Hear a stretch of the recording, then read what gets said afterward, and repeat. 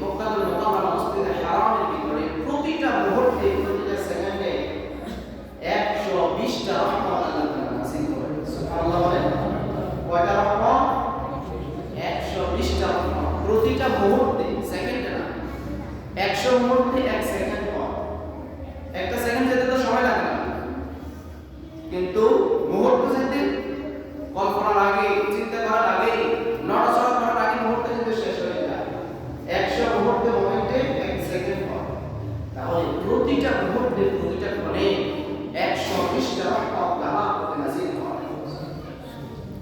সিত্তুনা লিত-তাইফিন, সিত্তুনা লিত-তাইফিন 60টা রহমত নাযিল হয় যারা কাবার চতুর্পাশে তাওয়াফ করে।